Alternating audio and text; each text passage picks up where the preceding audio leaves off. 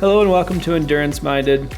It's the podcast that aims to redefine what it means to reach our full potential by exploring how movement and mindset impacts our lives and how we can all work to show up as the best versions of ourselves. I'm your host, Taylor Thomas, founder at TEC, and before we get started, I've got an all call.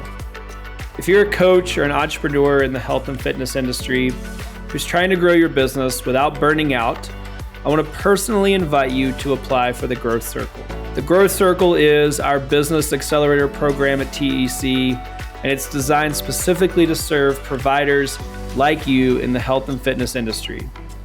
People who are incredible at what they do, but they need a proven framework and real support to actually scale. Let's be real, running a coaching business can feel like a grind. You're juggling programming and client communication, marketing, admin work, and somehow you're still trying to grow your business. That's where the Growth Circle comes in. Inside the program, we help you nail down your ideal client and get really clear on what your offer is. We help you build a consistent lead gen process so you're not wondering where your next client comes from. We help you improve your sales skills without feeling salesy. And most importantly, create systems and support so that you're not doing it alone. You'll be a part of a driven community of other business owners in this space who get it. We host regular group calls, team intensives, mastermind sessions to make sure you're never stuck trying to figure it out in a silo. So if you're tired of winging it, if you're tired of trying to do it all by yourself, to recreate the wheel, figure out what levers to pull, what's broken and what's not, if you're ready to turn your passion into a business that actually works for you, I want to invite you to apply. You can find the link to the Growth Circle in our show notes. And I want you to really think about what's best for you and your business. I want you to think about how your business can really make an impact on the industry and how it can give you the life that you're excited about and make the money that you deserve, working with the clients that you love, spending time investing in the things that you care about and you're passionate about. So if this is a problem you're committed to solving and you want to take your business to the next level, again, click the link in the show notes. I can't wait to hear from you. Chad, welcome to Endurance Minded. How are you today? I'm good, Taylor. Thank you for having me. I very much appreciate it. Yeah, I'm excited to dive in. Let's start where I like to start with every guest that I have on the show, which is let's start with your story. Give us a little bit of background. What brought you to where you're at today? Looking into the things, I was doing my due diligence. And so, we're looking into your show, the endurance mindset, and looking at everything. I see the mountain biking. I see a lot of endurance stuff that you've done. And my history grew up racing BMX bikes as well. So I grew up, I was a BMX rider. I love extreme sports. The more fear, the better. I did dabble around in mountain biking just a little bit, but cross country was around at that time. And that really wasn't for me. If I would have had the dual downhill, that would have been awesome, So at the time, I started doing the BMX stuff and, developing my self-identity, I guess, is where that comes around. And then later on, I went and played football and wrestled and, went to Arizona State to a couple of years, exercise science. So my background's in kinesiology. I had an injury my senior year, which is kind of what helped me. And I've kind of talked to people about this is that, I knew what I wanted to do in the future, the BMX, the sports. I just created the athlete that was inside me. So I knew that was something that I wanted to do. And currently I'm an owner of Move Human Performance Center in Phoenix or Chandler, Arizona. That's great. I love that. BMX actually is what kind of got me into it when I was a kid. I saved up. I grew up on the coast in South Carolina, and there was this little bike shop that was a BMX shop at the beach. And I never, had bikes, but didn't know what all that was about. And this was in the late 80s, early 90s. And did some chores and saved up some money and bought a BMX bike. And that really is what kind of set me. Now that I look back, I didn't realize it at the time, but that's what kind of set the wheels in motion. I stayed connected to riding bikes ever since. And that was super fun, sport. That's what we did back in the days, right? We all got on bikes and we rode around. Kids don't do it nowadays. Yeah. They don't do it. So No, that was the machine. You got a bike and that opened doors, right? You could take go off and go. anywhere. And I remember getting in that. trouble. My mom, they would take one pedal off, so you couldn't ride it. They would take the bike, but then you'd find another one, So then they just took the one pedal off, so you couldn't ride it, So that was, the things that we had to endure at those times. Right? Yeah, that's a great little trick from your mom. I actually never thought about that. But you can't get very far with one pedal. Yeah, no, and it's just sitting right there. You wish you could ride it. You're like, but damn. So now you're calling around asking if somebody's got an extra Shimano pedal or whatever. So, instead of borrowing somebody else's phone, right? When you get your phone taken away now, you go find somebody else's. The kid's got somebody else's phone. Sure. Well, I know a lot of what you focus on now is kind of the mental side of things. We'll call it, mental performance. I know you also work with athletes and other individuals on rehabilitation coming back from injuries, and everything from professional athletes to folks that have had traumatic injuries, helping them come back and walk again or, re-engage in life. And so it got me thinking about this, kind of concept of the mental game as it is, and how you might train your mind. And so I'm curious, in your opinion, what's the biggest misconception you think people have about mental toughness or kind of training their mindset from all the experiences that you've had? Yeah, mental toughness is something that everybody says they have, but when you actually get battle tested, very few rise, and especially in this world, us as parents, or us as a generation that we're bringing this new one in, we're trying to keep these kids out of stressful situations, and so we look at the generation or the type of the athlete that's being out there right now, or the type of even just the society that we're producing. We're not trying to put them into bad situations. We're not trying to push the endurance of what they have in life, And this is not just about sport. This is about life too. They can't control outside of the game or outside the field of practice or play. And so how are they going to do it when they get inside? So what I see, we always use the term motor. You got to have a high motor, somebody that's going to be able to go forever, somebody that's going to be willing to take the risk, somebody that's going to be willing to give everything they got. You have to have a high motor. But motor equals dog times conditioning. Right. So you have to have a little dog inside you. You have to overcome things, the resilience, right? The ability to battle back over and over and over after something has happened. Or even like you say, you get to mile 17 of the marathon and that you're just cramping, the legs are on fire, your body's hurting, but that there's a block of them. That's when you hit the wall. Do you have that ability to go over and over and over? Goggins has his own thing, and he's crazy with what he does. But again, that's taking it to the next level. The human body will shut down at 40%. There's still 60% left inside of us. So how do we get them to stress a little bit and push those boundaries? That's kind of the biggest thing that I see. Or that's one of the biggest things that I do is I take them and I get them to believe in themselves.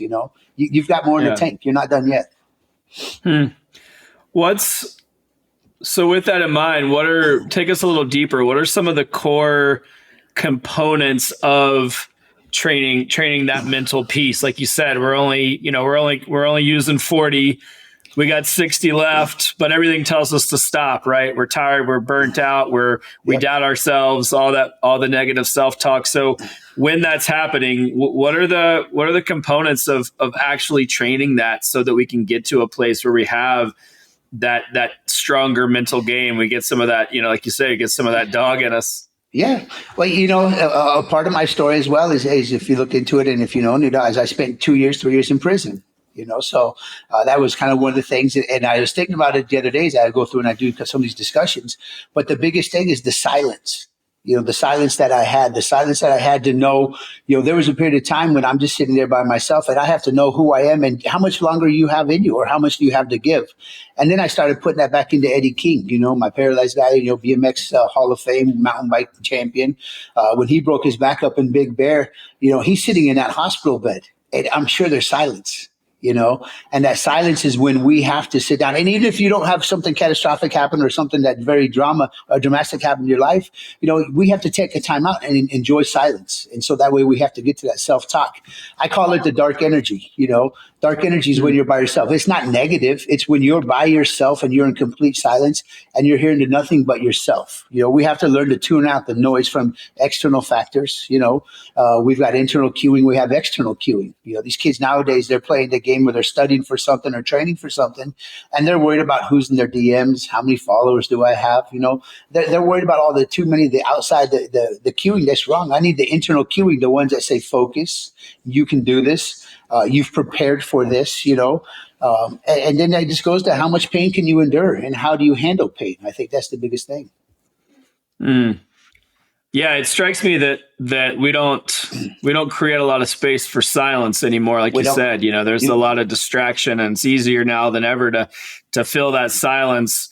When do you, or how do you layer that in, or how do you recommend people create that space? I imagine that's maybe easier said than done to some extent. So how do we create that silence to create that toughness? Well, you look at the screen time, and you look at all the time that we waste, adding time into our life with pollution. When I drive to work, thankfully I've got a short drive to work right now, but when I drive to work, normally in the mornings, I don't have any music on. I sit in my car in silence and I drive. I've got 5 minutes or I've got 8 minutes. It doesn't have to be long. It just has to be enough. I know the military, the Marines, they use a 2-minute timeout when they're in a stressful situation, and it could be, whatever the mission might be, but they have a 2-minute timeout. So it doesn't have to be long, but it has to be just long enough for you to sit there to understand what is the task at hand that you're trying to complete today, or what is it that your goal that you're focused on right now. When you do that, you'll have a better understanding about how to accomplish things. I love that. Yeah, I find I do the same thing. One of my favorite things to do is to drive in silence. Yes. And people always ask me like, it's crazy, you don't listen. I'm like, that's the most meaningful time that I have, and I live in Montana, and the drives are long, and so I love that, let's take whatever, let's take an hour and just sit in it. It can even be in the shower, when you're just in the shower, you don't have any music, you have no earpods in or something, but you take that 5 minutes or whatever, an individual, ladies, if they're sitting in the back, whatever it is, you just take that time. But we don't do that. We start talking to ourselves, we start hearing ourselves, when you listen, read the black screen behind your eyelids, close them, and you'll get a better understanding of what you can accomplish. Yeah. I think it makes me think about people's identity. I think now more than ever, folks really tie their identity to a lot of these distractions, things that they think might make them stronger, making them better. Everybody wants to be busy, and, we're doing all these things and occupying our time, like we're talking about, right? You're filling every single gap and space that we have in what we hope is, or think is in service of us being better. But I hear you saying, a lot of that's distractions, and that's actually eroding our mental toughness. But what are some of the places that people get stuck? All right. When we know that identity drives behavior, and, how does this show up and for people, and where are some of the places you're seeing folks get stuck outside of just the distractions, Yeah, just distracted. Let's take, my burn survivors, for instance. I got to deal with them, and I've got one right now. His name's JJ, and he's just an awesome kid. He was given a 2% chance of living when he got to the Maricopa burn unit. He was in a car fire accident that happened and just left him, with catastrophic burns over. I think he has 62% of his burns of his body. Physically, the doctor's got you, and I have a lady that her name's Danica. She works down at the burn unit. So she sends me a lot of the ones that are catastrophic injuries that need that little extra pushing. Should he go to a counselor, or did they want him to go to a counselor? They have. That's been a thing in there because, now you have to understand psychologically how you're going to be able to overcome this new feat. You have to accept the new image that you are.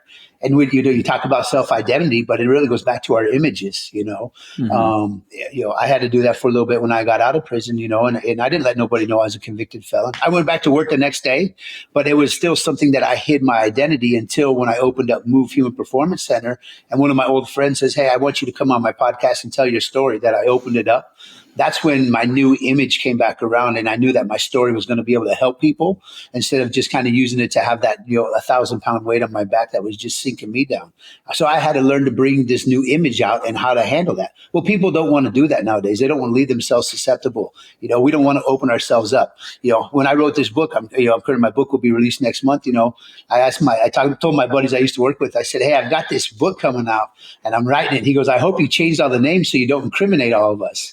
I'm like, "No, I didn't change nobody's names. Because there's no incrimination on anybody except myself, because I left myself vulnerable of the things, the choices that I made, And so now when I give that back to JJ, when he came in, I'm like, "Bro, you have to accept this. You're a burn survivor. Yes, you have scars on your body, but you're here. Your beautiful kids are with you. You have your family, but it's still, again, we always say you have to look in the mirror and know who you are. Every morning when they wake up and they look in the mirror and they see the disfigurement, they see some of the deformities of what they have, are they willing to accept that? And so when we go through and we're willing to accept the new identity, Eddie, the paralyzed, after the back, he had to, and even with spinal cord injuries, you have to accept the new identity and the new body that you're given. Yes, you cannot walk, or some of them can't walk, and some of them we have gotten them to walk. But, once you learn to accept that new identity, then you become and you can grow into the person that you continually want to be.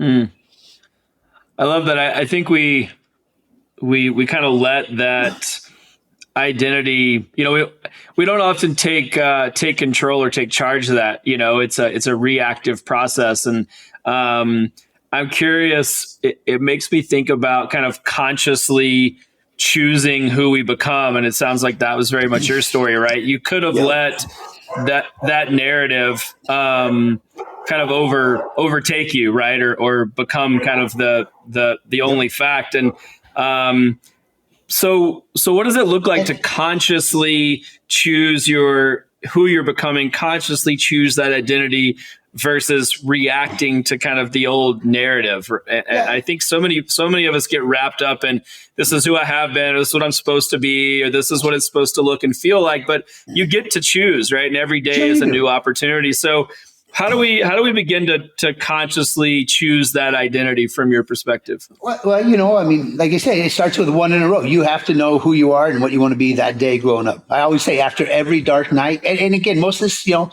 most of it is we're dealing with, a seclusion. We're talking about people that are lost with their identity, So after every dark night, there's a bright day. The day starts bright. How you wake up and how you look at that, that's the whole biggest thing that you have to figure out. And again, taking everything situational, subconscious choices, what we talked about, or what you were just talking about, those are just patterns. Those are habits. Those are things that we've done. I never thought that I'd be smoking crack in South Phoenix. But it started from selling drugs and doing different things. And unfortunately, that's the road that it took me down. Like I said, Ryder, I got 6 DUIs. Subconsciously, I was just out having a good time. Nothing was ever, crazy, but I had 6 DUIs, and subconscious was to go out and have a good night and then go home and party because I had to be at work the next day, so I drove. When everything is taken away from you, and I've mentioned this before, when your freedom is taken and you're sitting there in a cell and that shit's happening, you got to start thinking about things, and you got to start thinking about how you're going to make a change, So that's where the conscious thoughts start coming in. This is who I am. I've asked my people all day long. One of the biggest questions is that, who are you? Ask somebody. I've asked all my people in my work, and I've done this for the last 6 weeks. Tell me a little something about yourself, right? And they can't say nothing. And it's not because they don't know. A lot of them are afraid to say who they are. They don't want to admit to their failures. They don't want to admit to things that they've done in the back. They really haven't made that conscious choice to think, who am I? They'd want to tell you about their beliefs. Like I have, I'm a college basketball player, I'm a hard worker. No, those are things that you do. Those are not things who you are. So tell me who you are. And really, when you know who you are, that goes back to character, right? I didn't know who I was. These burns, they don't know who they are because your self-identity is constantly changing. It's not fixed. It's flexible. Who you are today is not going to be who you are tomorrow. I was asking a girl a couple of weeks ago, so tell me who you are. She goes, I don't know who I am because I'm not there yet. I don't know I won't know who I am until I'm there. And I said, well, that's kind of crazy you say that, because you got to know who you are today to be able to get there. So how are these kids, or how do people go through life not knowing who they are, or thinking like, hey, I'm not there yet, and so I will find out when I get there? There's no plan. There's no plan. So me personally, dealing with my athletes, dealing with my clients, dealing with myself, is that you have to make conscious decisions, and that's one of the things it's hard to in this world with instant gratification, because everything's at the flip of the phone, everything's at the change of the page quickly, but when you slow down and you have to make these thoughts, then you understand that, oh shoot, here's who I am, and again, who you are is completely different than your identity. Your identity is your value. Who you are is going to be all your physical traits, the things about you, but your actual your self-identity, those are your beliefs, your values, but you also have to throw your DNA in there. Love that. What's the value of failure in your perspective? What role does failure play and recognizing that failure and owning it and maybe even leaning into it? I'd love to hear what that sounds like from your perspective. Yeah, no, and we've all had been through things, and we've all had certain things happen to us, but what I really come to find out is that pain, and it doesn't have to be physical pain. Pain is your biggest instructor. Having my wife drop me off at the federal building for 30 months, hoping I'll see her again, that was painful. That was very painful. Having to leave my bosses and my friends I used to work with to start moving, it was painful because I was comfortable there. Those were my subconscious thoughts, were to be able to go there. Opening up Move, and the first day making $75 was very painful. I'm like, man, I hope I made the right decision, But over time, once you learn to endure that pain and you understand what it's going to help to do to push you to the next level, and again, everything's, synergistic. We all go off each other. So watching somebody come back from paralysis, it's painful not being able to walk again. Then I look at my burn survivors and I'm like, man, I couldn't even imagine that, and I had a burn on my hand. So I do know about some burn stuff, but, it's amazing what pain will do. It'll teach you a lot of things. So when you understand about pain and how you can handle it, I think that's when you're willing to start learning again. Yeah. What do you do to help people stay present, or what's your, I guess maybe recommendation for how folks can stay present when the body and mind want to quit, right? Like, when it's painful. You said we learn so much from pain, but it doesn't absolve us of the pain of that experience. It doesn't absolve us of we talked about that earlier, the self-talk and this is hard, I'm just going to give up. So if we recognize that pain is valuable, how do we stay present when everything's telling us to quit? Well, and again, as we put this all together, what happens is that this goes into being optimistic. You're optimistic that you are doing this for a reason. I look at the negativity that's in the world, or the negativity that's in sports. Why am I not getting playing time? Or how come he can how come he's on a single speed and I'm on a 12 speeder, to try to get the hill? I got a buddy that rides up South Mountain and he's on a single speed and he just kicks everybody's ass.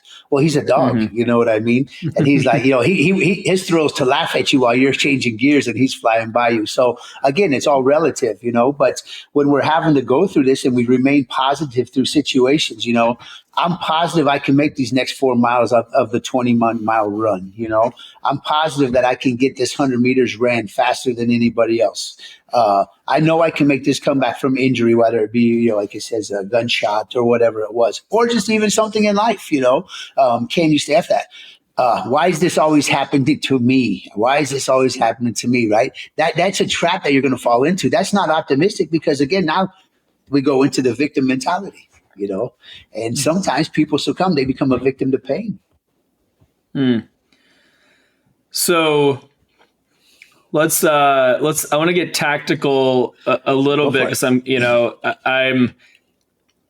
it makes me think, that I know people are gonna ask, okay, Sure. great. How do I implement that? What's the, Yeah. we endurance minded. Our audience is high performers, right? Yeah. We have business leaders, we have, athletes, we have people that are focused on showing up every day as the best version of themselves, or at least trying to move in that direction. So walk us through a simple tool or a protocol or a tactical step that allows people to recenter when the wheels fall off, right? When we wake up and it's just not our day, right? We got the bad news. We lost the job. We didn't win the race. The training Yep. didn't go as planned. We feel like shit.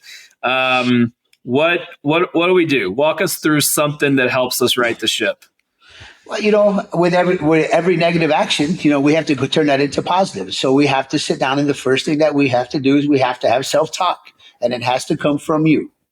Ignore the outside stuff, ignore the placement of second place.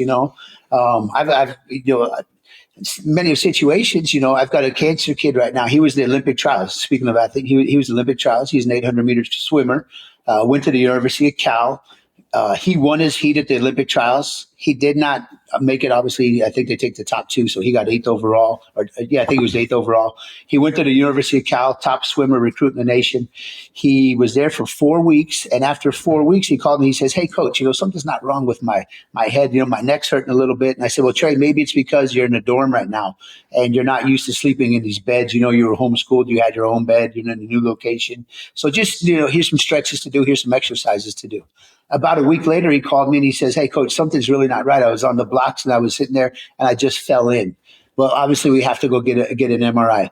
So once we know what's going on, which could be silence, which could be just you, or we're having to communicate if we're working on a coaching level, we know what we're doing with somebody that needs help. Right? I've got somebody that needs help. So now I have to develop a plan. So he sent him in to go get an MRI, right? If it's not something that you're helping, you have to get an MRI, or you have to put yourself through the test, which is walking out the front door and saying, "Okay, I've got this today." You have to test yourself. It doesn't matter. We have goals at hand. I have to hit these targets. So with Trey, he went and had an MRI. Next thing you know, it's called Ewing sarcoma. He's got bone cancer in his neck. Happens to rare Caucasian endurance athletes, 20 to 30 years old. Normally it comes in the limb, but this is in his neck. So he has to unenroll in school. He has to develop a plan. And they decided to come back home to Phoenix, and they put him at Mayo Hospital, and they started doing chemo. I think he did 17 rounds of chemo and 31 rounds of radiation. Never once had I seen this dude fall off being optimistic. Right? There was a plan. There's a thoughtful process that's going to happen. I'm a very planning person. I know everything. And I know if plans change, right? There could be this chemo is not working. We're having to change this. Or what I worked with Eddie when Eddie was trying to come back. Here's what I did with my last spinal cord patient. But Eddie, this is going to be different. So everything's different, in which we all are different. So we're using these tools. You have to reconfigure, develop the course. You're going to get thrown off. Trey got thrown off. He came back here. Now, mind you, Mayo gave him all the cancer people, they get a catalog and you get a free gift. So he got one of those big wheels that you see people riding on, the electric big wheels, the single wheels. Oh, yeah. And so he was riding on one of those, and so was his dad, right? And his dad fell and broke his collarbone on it. And so I told Trey, I said, "Trey, don't get on there. You're risky. You're coming back off this cancer. Everything's going well. Your body's susceptible right now." Sure enough, Trey falls and tears his ACL. So not only did he get to ring the bell, he rung the bell for cancer. He did all of his chemo, passed that. Endurance, right? Endurance, 5 days a week in the hospital, 2 days chemo, come back. He would still work out at Move. This is mindset. You know what I mean? This is the adopting that you cannot be defeated mindset. He's remained optimistic the whole time. He did 31 rounds of radiation right afterwards, completed that, rang the bell, right? 2 major accomplishments. Well, now you've got a 12-month ACL rehab coming, shit. But again, the resilience we talked about, getting knocked down and getting back up. So that's what you have to stay on course. That's the biggest thing.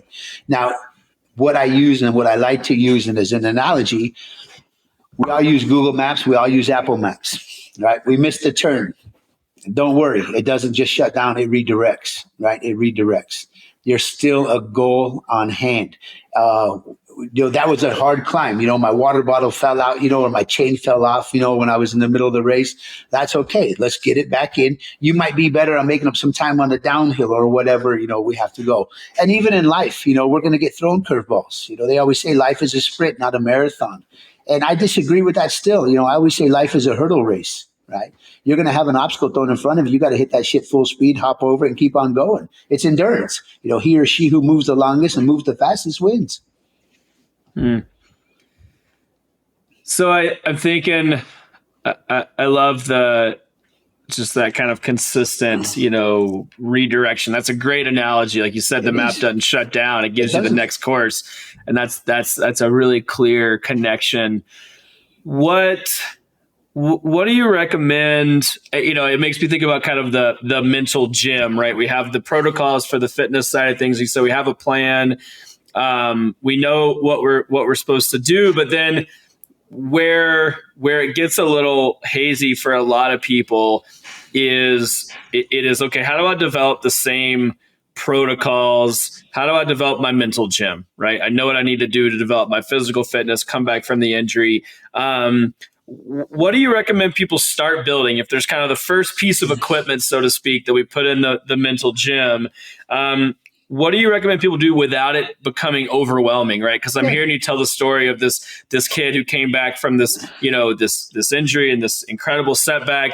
And that's great. But man, I mean, what a wild story, like that feels, I'm even sitting here. I'm like, I hope that I would have that in me, but I don't know, that's a strong, and we all want to think and hope that we rise to the occasion. But I think part of that is we got to make sure we have that mental gym built, right? You can't build it. You can't wait till something happens. So what's your recommendation what's that first piece of equipment to build the mental gym, so to speak? It's the simple thing, and I think most people are already doing it. They just don't know that they're already doing it, right? So obviously the first simple thing, like I talked about before, is putting yourself in a stressful situation and getting out of it. It doesn't have to be swimming and getting cancer or riding your mountain bike, falling down, breaking your back, or being in a car fire and being 60% burned. For us people that are just looking to gain the competitive advantage with the mental aspect of it all, cool plunges. Right. Biggest thing that's out there. Everyone's doing the cool plunge. We have a cryo tank at Move. It's the nitrogen free full body chamber that you go inside. And then there's also now with all the saunas and the heat therapy. Right. The body stresses the same on two things, hot and cold. Trey doesn't stress on the chemo because somehow his brain's programmed and wired differently that he's able to handle that. Like you said, some people might not be able to handle that. So let's start. And I think what they've done is they found out the body stresses on two things the same, hot and cold. You're in Montana, you probably don't stress about the cold too much, freezing winters, the snow. I always use the buffalo that's all just, weathered, facing the storm, right? Running right into the storm, which is the other thing. It's the buffalo mindset, right? The human body's going to run from the storm. The buffalo is going to turn and go right into it all. So we do preach the buffalo. That's one of the only animals, including the humans, when the storm's coming, everybody runs from it. Well, you're in that storm for a long time. The buffalo is one of the only animals, they turns right into it all. It's going to weather the storm for the next day, but then it's going to see sunny days tomorrow, right afterwards. So we always instill that. Once the buffalo mindset's in there, then the next thing that it's how do you handle stress? So we're going to put you in. For us in Arizona, I don't really like to use the saunas. We don't have the saunas. I know they're good for you, but I've got the sauna when I walk out my front door, right? Yeah, no joke. Yeah. So Arizona people don't stress about the heat, right? I can go climb Camelback today and not worry about it. Yes, it's 110 degrees or whatever, but I'm acclimated to that, right? My body's used to the stress 340 days a year, not 365. Well, if you put me in Chicago or Montana without a jacket, I'm probably going to be stressing due to the cold, right? But how do you overcome that? Your body's going to get the fight or flight in there. You get your norepinephrine, you get all of your chemicals flowing through your body, and you're going to know that you're going to be okay. Now Montana, I'm going to put you guys in a dry sauna. It's 121 degrees, just like Phoenix, Arizona. You're going to have to sit in there for 7 minutes and you're going to be sweating your balls off. But at the end of the day, you're going to be okay. So the first simple thing is just try to put yourself in a hot and cold situation. See how you handle that. I love that. Yeah. I have found, there is an incredible amount of clarity that comes with opting into stress. I love to do contrast therapy in a sauna in the cold. And, Yep. it's just there is something that I think, to your point, there's that kind of learned behavior of knowing that it's going to be okay, right? You put yourself in that position. It's cold, it's hot. Your body tells you no, your mind's telling you no. If you can just push past that, it doesn't take very long where you're able to recognize that when you have a challenge in life, your first response doesn't have to be flight, right? No. That that you can, like you said, you can turn and face it. I love the analogy of the buffalo, as a Montanan and buffalo or, I'm just outside of Yellowstone National Park, and they're basically in my backyard, and to see them, laying in a blizzard, and like you said, that really hits home for me. I can see that. It's huge, and that's what we have. I got a buffalo. One of my clients, he went to Africa last 2 summers ago. He went there and he was studying, doing the helping the kids abroad in Rwanda, and he brought me back a wooden buffalo from over there. So we have it up on our thing, and it signifies every time you walk in our door. As soon as you walk in, move on the front of our wall, it says "Mind over virtual everything." Yeah, right.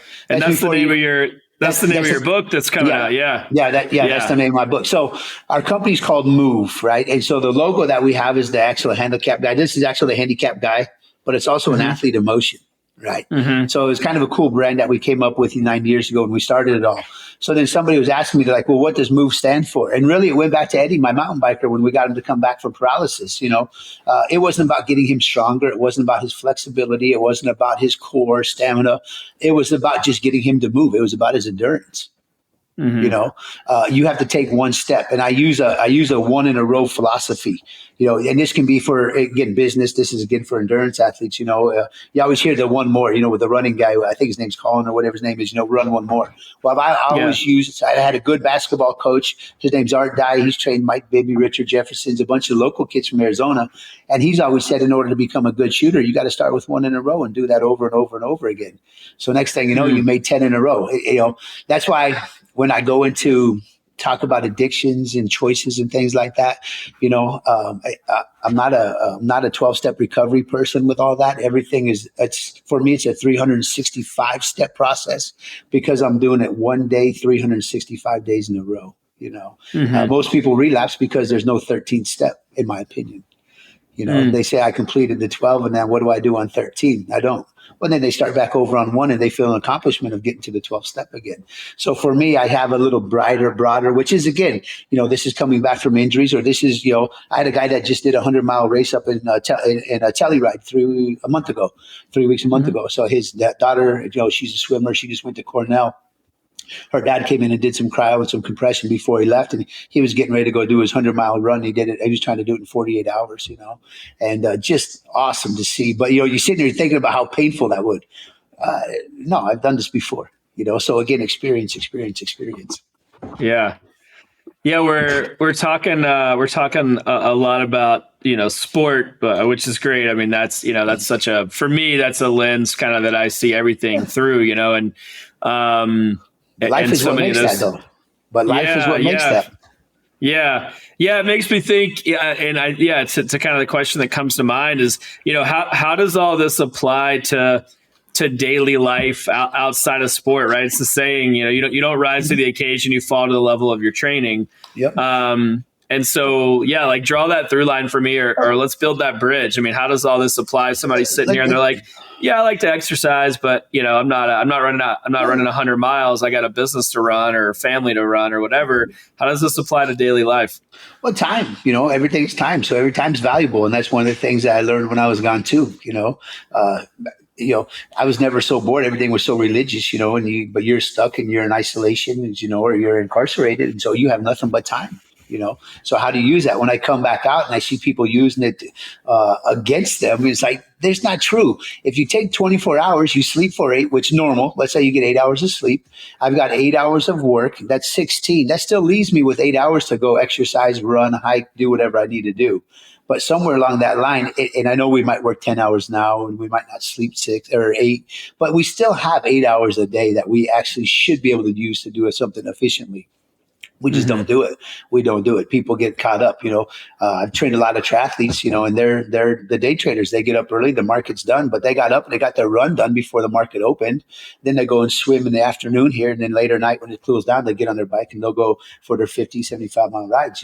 But in life in general, I take it with relationships. This all even goes to relationships. Everyone's quick to leave. Not just to stay in there, the divorces and everything else, they're not willing to take that extra 2 minutes in that ice bath. Something got painful or I got discomfort in it all. So now, we have a feeling against our spouse or somebody, our significant other, and relationships ruin it all. Well, I guess Morgan Wallace said, if I'm the problem, maybe you might be the reason, Well, wait a second. Let's see. And I see that coming out, and I thought that was good. My wife had a hat that said, I think it was, so I'm the problem. And I'm like, what is this? And she goes, this is a song that Morgan Wallen has. And I was listening to it, and I listened to a little bit of country here and there, growing up around it, obviously. But it says, you might think I'm the problem, but you might be the reason. And so you look at this in life, it could be your boss when you're going to work, there's something is getting to us. Something is getting to us. So when do we find out what's the reason, And I think that reason is, it's not just in sports. In life, what is your reason? Why are you doing what you're doing? Which falls back on now the conscious choices. Yeah. It's great. I do. Yeah. The relationship piece that resonates. I mean, I think, there's no greater application of endurance than relationships. It's something you gotta work for, whether it's romantic or coworker or, a client or whatever, you got to pour into it, and I agree. I think we're easy to, or we're quick to kind of push those aside, yes. And I talk to a lot of people that are, I'm done with them. And I'm like, I think maybe it's just an opportunity for communication. Maybe just ask a few better questions. Maybe, I think where instant gratification or quick resolutions are kind of the baseline, relationships don't work that way, and people need to be poured into. And so I think there's a ton of opportunity for the application of that, there. Yeah, no, the relationship piece I just think is critical, or there's so much, there's such a corollary there between what we're talking about in sport and life with that relationship piece. So that really resonates. You hear the all in, right? All in. You hear that all the time. You got to be all in. So I'm all in with my boss. For me, when I was an employee working at Rehab Plus, I love those guys that give them everything that I got, and they gave me everything they got. So now, coming back to Open Up Move and having my employees that from a business standpoint or from an owner standpoint is I'm going to give them everything that I got. I'm not trying to just give them a job. I'm trying to give them a career, and that's one of the biggest things, even as a small business is that, we want to make sure that we give our guys, we start off with just me and my wife.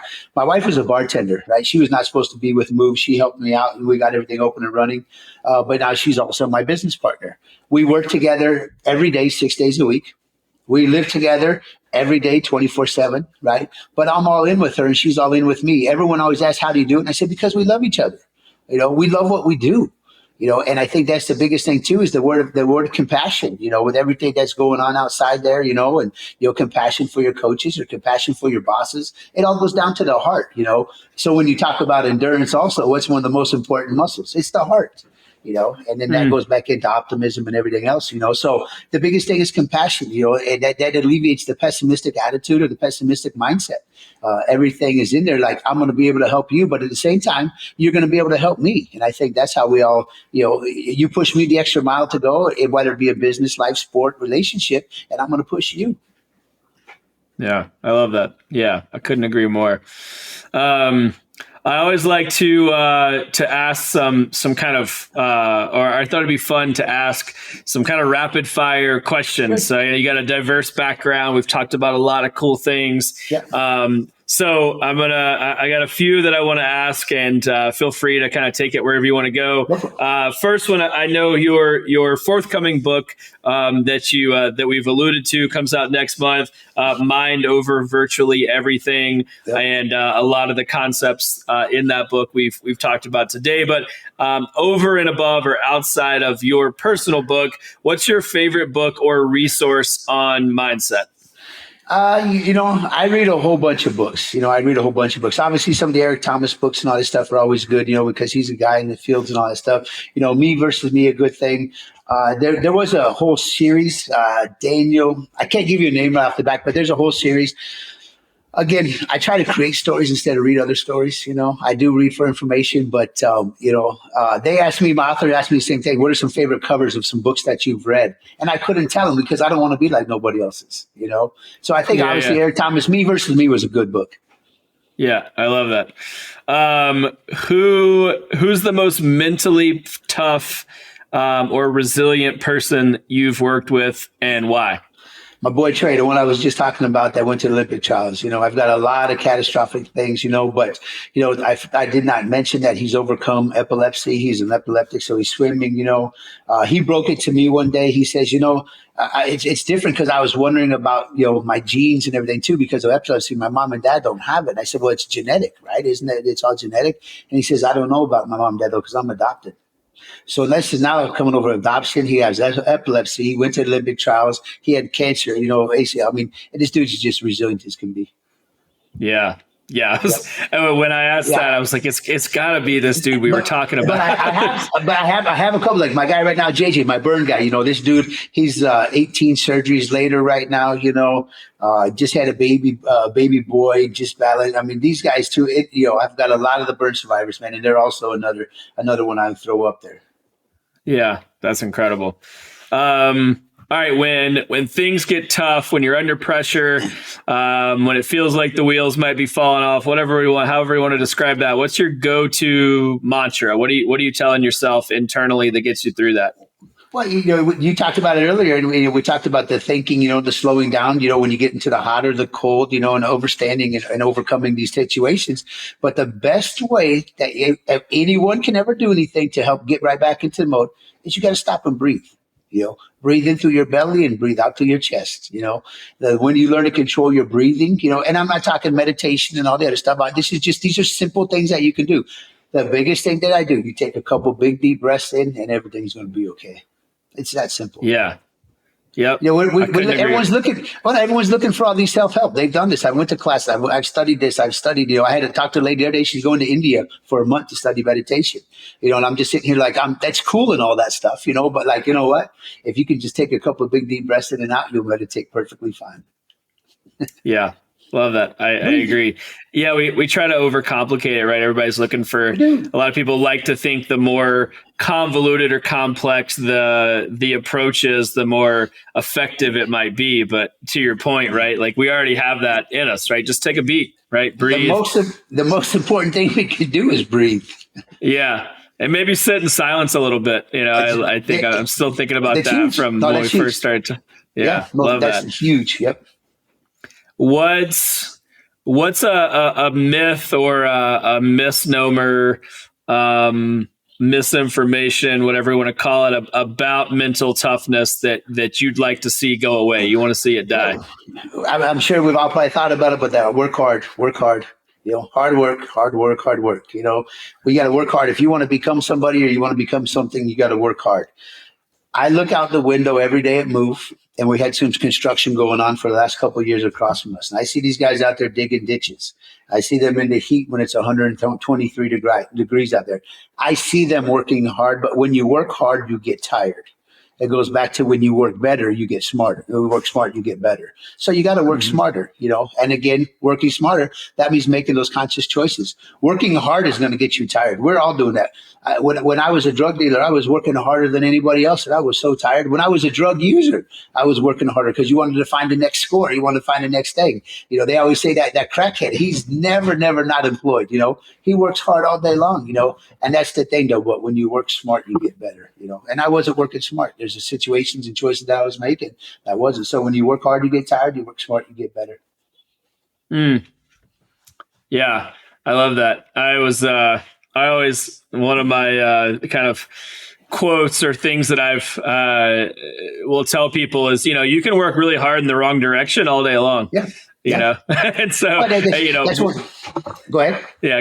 I was, to your point, like working hard doesn't always elicit the response you're looking for, right? You got to work in the right direction, clear on what you want. And we see everybody, hashtag the struggle's real, right? Hashtag the struggle's real. Yes, and just for what you said, I'll point out that the struggle's real when you're struggling in the right direction. I struggle every day. But I'm trying to get this book out. I'm trying to build my business. I'm trying to reach out to people.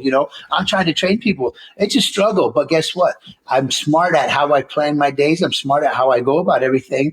And for me, it's just occupied. I'm very busy, but I'm busy doing the things that you want to do. It's not a struggle. It's a success. Yeah. Love that. All right. Last one. What's one thing that you wish every athlete would stop doing today? Playing for the camera, everybody's playing for the camera nowadays. I've got a lot. I've got a kid right now, Bruce Branch. He's the number one basketball player in the country in the class of 2027, junior in high school. Man, this kid is just working his butt off. And we talk about character all day long. And it takes a team. And that's one of the things. He's just moved. He went to Florida, so he's playing high school basketball in Florida. So he's run over there to have a new team. But he's not just playing for himself. He's playing for the team, and he's playing to actually go to college and hopefully make it to the NBAs. I have a lot of people that just play for them, and man, why didn't I, hey, look at this picture, the social media, the filters, So for me, quit playing for the camera, quit playing for the gram, man, and start playing for the reason. I love that. Well, Chad, this has been awesome. I appreciate you sharing your story. I appreciate you sharing your insights, and no doubt this one's been packed, lots of great takeaways, and grateful for everything you've been through and your willingness to share your story to help other people. I've been very fortunate to put myself in positions that other people haven't, and getting out of them, and so that's one of the things when I relay my messages, in my book, the biggest thing is the 10 codes to transform your life, and they said, well, how do you know that this is going to work? I said, because I've done it. I have done these things, and the best thing that you can do is that you have to do it. So with that, again, simplicity, breathing, the ice bath, things that we discussed today, hey, if I could do it, I know y'all can do it. I love it. And last but not least, tell people, let us know where and when can we find your book, Mind Over Virtually Everything, 10 Codes to Transform Your Life. When can we get a hold of it, and where can I find it? Next month, it's coming out October 28th on Amazon. It's going to be out there, hardback, paperback, and ebook. It's taken me 16 months to write it. I've got a great story. It came out excellent, not just because I wrote it.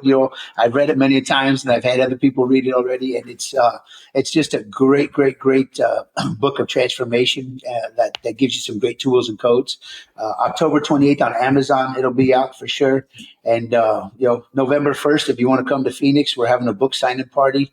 So we'll be having some books available there too. So but Amazon will be the biggest thing. That'll be where it's going to be coming from. Love it. Cool. Well, I can't wait to get my hands on it. Thanks again, Chad. Appreciate your time, Tanner, expertise, and your story. We'll talk to you soon. I appreciate you, Tanner. Thanks for having me.